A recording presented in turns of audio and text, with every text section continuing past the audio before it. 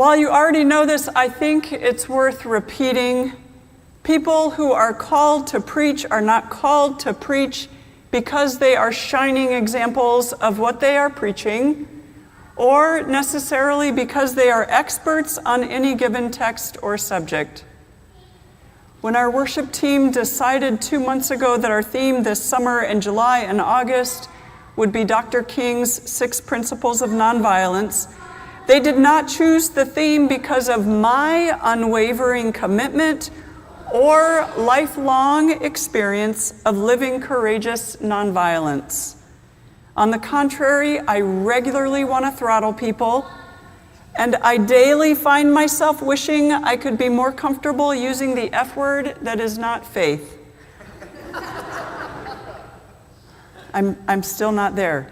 It appears that we will be on this 6-week journey together, and I am as in need of understanding and applying these principles as are many of you. The timing couldn't be better, as the events of late have brought out violent thoughts, at the very least, in many of us. One of my Buddhist friends said last night, "I am not a good Buddhist because of how I am thinking about what just happened." We are living in a time that threatens to warp us into being people we do not strive to be. We must resist the warping with all of our beings and together in community. One other disclaimer. I am unwilling and unable to claim that for every person in every location around the world, God's specific call and mandate is to nonviolent resistance.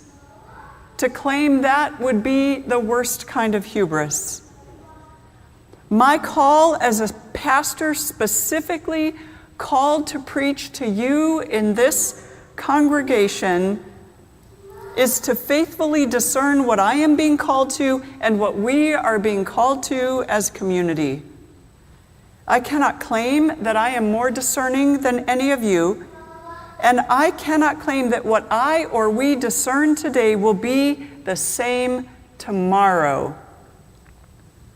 But do not mistake this disclaimer as relativism.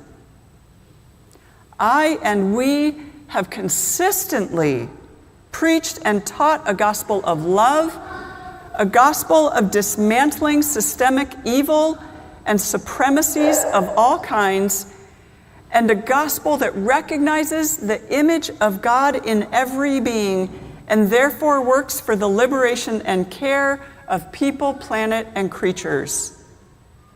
We have been and are committed to building a beloved community where all are welcome and we can be brave together. There is nothing relative about what we believe is God's vision for the world. In 2018, I had the privilege of attending the Parliament of the World's Religions in Toronto, Canada. Though he died a year ago, Arun Gandhi was one of the featured speakers at that gathering. He was the grandson of Mahatma Gandhi, and he talked about his grandfather and some of the issues he learned, or some of the lessons he learned from him. He told one story about his father, Gandhi's son, to illustrate how his grandfather's commitment to living nonviolence, even in parenting, was passed through the generations to his dad and then to him. At the time he told this story, Arun was a father and grandfather himself. When Arun was 16 years old, he was asked by his father to take him by car to a meeting. While his father was at the meeting, Arun was supposed to go to a nearby town, buy groceries for the family, take the car to the garage to get serviced, and then be back at 5 p.m. to pick up his father and drive him home. Arun had fulfilled his duties, and since there were time and money left, he went to the movie theater for a John Wayne double feature. He was so entranced by it, he literally forgot about the time. Much too late, he hurried out of the theater and went to pick up his dad. It was 6 p.m., and he was an hour late. His father was worried something terrible had happened. Arun told his dad that the garage had not gotten the car ready in time, and that's why he was late. He didn't know his father had already called the garage to find out about his son's whereabouts. Arun's father reacted to the lie like this. He told Arun that he, as a father, must have done something terribly wrong in bringing up his son, so that his son would have had to lie to him. He also said he would not let his son drive him home, but that he would walk all the way home and think about what he had obviously done wrong in raising his son. Arun begged his father to get in the car with him, but his father did as he said and didn't speak another word. He walked the 5 hours it took him to get home. Arun drove behind his father at walking pace until late at night they got home. Arun Gandhi said he never again lied to his father. When we think about nonviolence, we tend to think of it as the choice to take up arms or not, the choice to fight in a war or not, the choice to hit back if someone hits first or not, the choice to express anger or keep it in, the choice to suffer without retaliation or revenge, or the choice to destroy property or not. We think of violence when we think of nonviolence, and we tend to think of them as opposites. As we consider Dr. King's 6 principles of nonviolence during our series this summer, we'll see that there is much more to violence than physical harm, and much more to nonviolence than a lack of physical harm. Today, we're exploring the first principle, which is nonviolence is a way of life for courageous people. Because we might all have different notions of what nonviolence is, it seems wise to begin with definitions. From the King Center, nonviolence is defined as a love-centered way of thinking, speaking, acting, and engaging that leads to personal, cultural, and societal transformation. What becomes clear from this definition is that nonviolence is not like an item of clothing that you put on and then take off, but instead is more like the skin within which your body resides. Nonviolence is a way of life and not some part-time endeavor.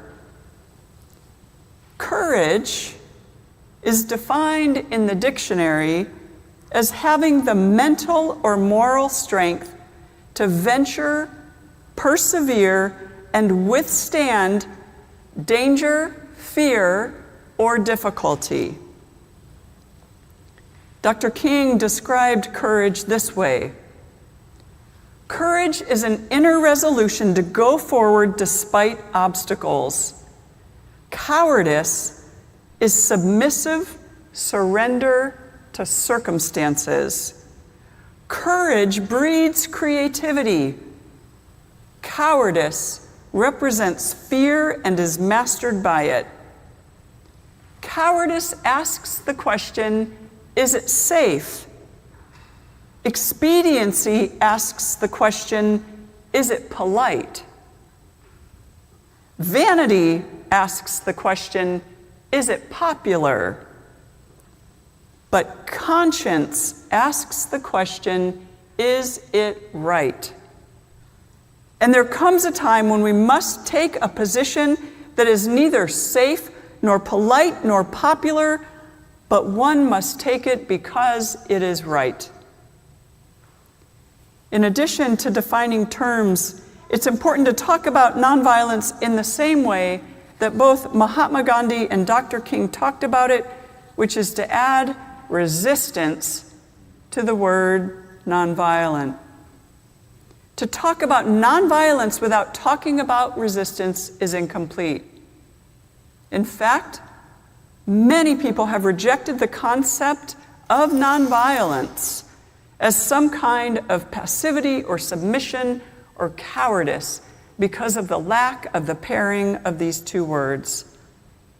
Nonviolence is not stepping aside and letting evil march on.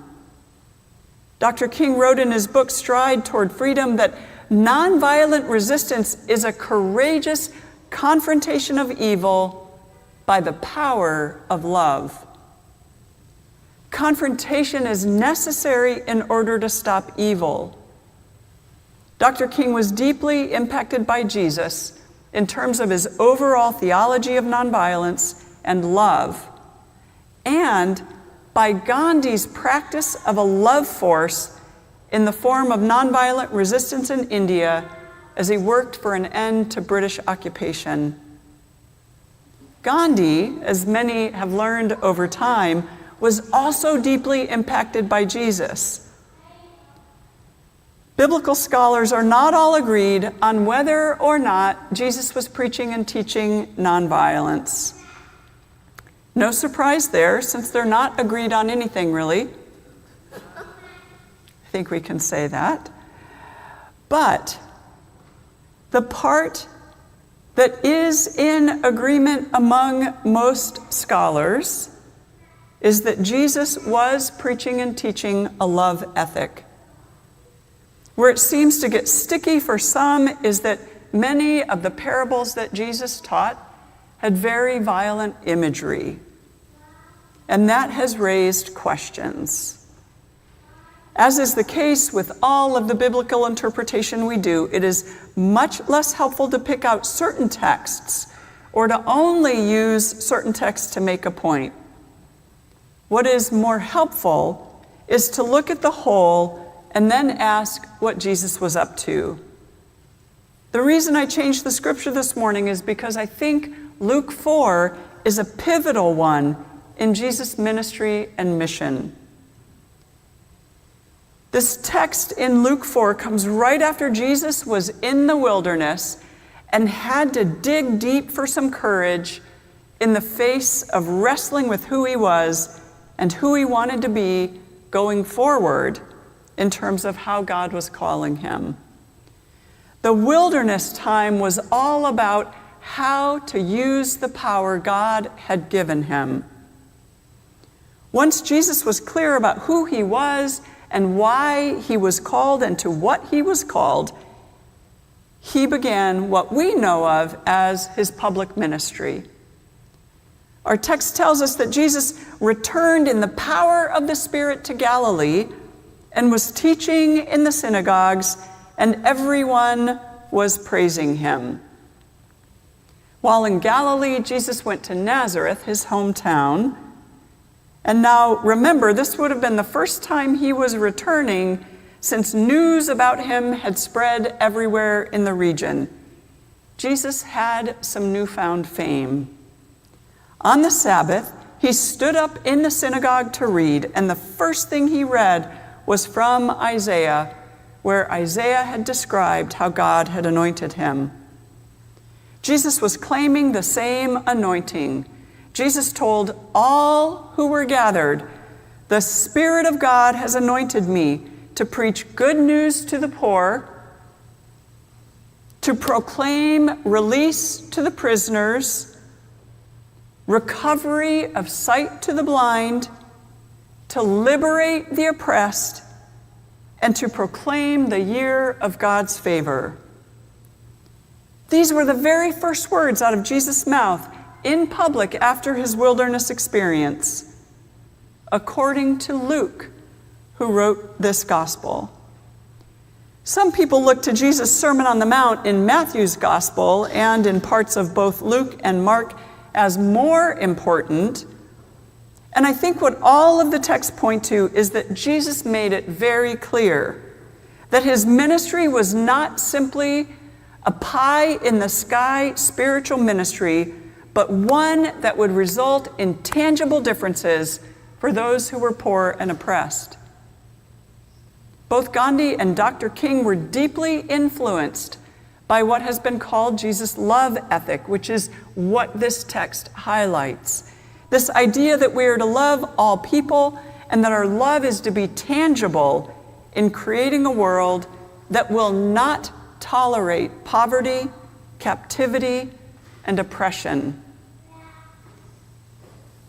In Stride Toward Freedom, Dr. King writes about all of the philosophical and theological mentors that he had and his deep dive into communism, from which he claimed to have been challenged as a Christian to a growing concern about social justice.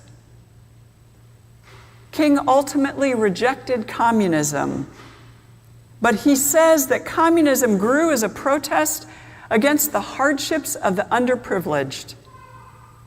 And then he wrote this: "The Christian ought always to be challenged by any protest against unfair treatment of the poor, for Christianity is itself such a protest, nowhere more expressed, more eloquently than in Jesus' words, 'The Spirit of God is upon me, because God has anointed me to preach good news to the poor.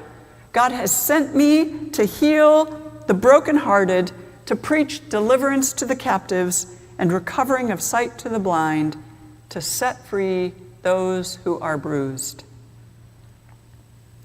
King also wrote that Gandhi was the first person to transform the Christian love ethic that Jesus taught into a powerful force for social change.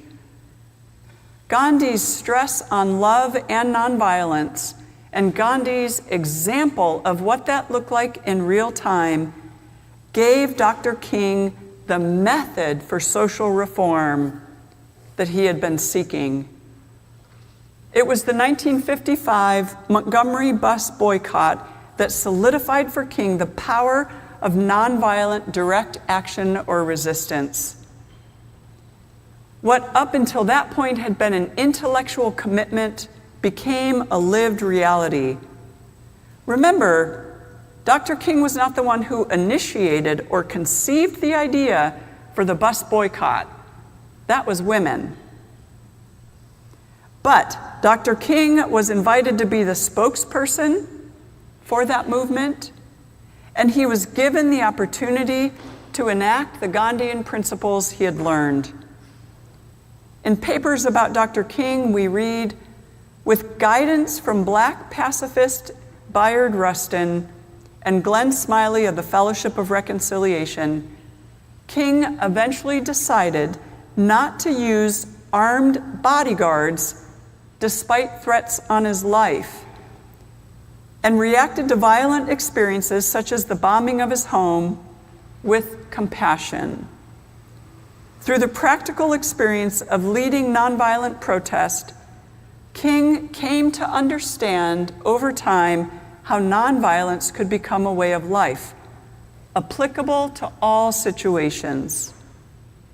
King called the principle of nonviolent resistance the guiding light of our movement. Christ furnished the spirit and motivation, while Gandhi furnished the method." Friends, we are living in a time of wilderness in which we are being challenged to listen to God's voice over all the voices clamoring for our attention and loyalty. Like Jesus' time in the wilderness, we have to get clear about who we are and about whose we are, because there are voices all around us calling for violence, calling for hatred, calling for division, calling for violent self-defense, calling for violent speech, calling for us to become like our enemies rather than to love them. While I was away on vacation in June and the first week of July, 6 justices on the Supreme Court showed again their true colors of working not for the people or the right interpretation of law, but for a political party. There was a disastrous debate for 2 candidates for the presidency that resulted in deep despair across our country. There was a weekend of almost unprecedented violence here in our city, with 100 people shot, at least 20 of them dead, and 4 of them mass shootings. Even at a distance across the ocean, I could feel the despair. Last night's shooting at a Trump rally is a poignant reminder of the violence that surrounds our national conventions and our election pre and post. If we identify as Christian, if we say we want to follow Jesus, how are we to live in these days of despair? I want to answer the question with a question. Do you believe the God of Jesus the Christ ever calls you to violence? That is a question each of us has to ask and answer. Just because I am not called to violence, at least at this point, doesn't mean that I can tell you for certain that you are not called to violence. We need to remember our history, and particularly those of us who are white. White people have a history of telling Black, brown, indigenous, Asian, and Pacific Islanders that they cannot engage in violence. Let us not presume to know how God calls anyone else. At the same time, as a church community, we can be committed to courageous nonviolent resistance based on how we read and interpret the life and teachings of Jesus. If you feel called as an individual to violent resistance, let's talk. I'd like to hear more, and I'd like to understand more about that call. Gandhi was deeply impacted by Jesus' call to love our enemies, which we're going to explore in the coming weeks in the remaining 5 principles of nonviolence. Gandhi made a commitment to change evil systems by living a life of love and integrity, which meant that his words and actions were all in the service of loving others and resisting and confronting evil in all of its forms. As we heard at the beginning, it even impacted his parenting. His commitment to do no harm extended to his entire life. The point of talking about Gandhi or even about Dr. King is not because the conclusion is, so go and be just like them. The point is that for every person, including both of them, there is a lifetime of choices to be made and actions to take that lead us to the spectrum of violence and nonviolence. When you heard the news about the shooting at the Trump rally, what was your first thought?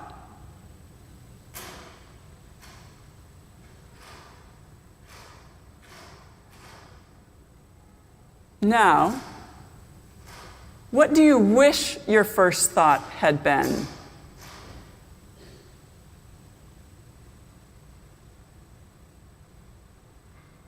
Those 2 things were not the same for me.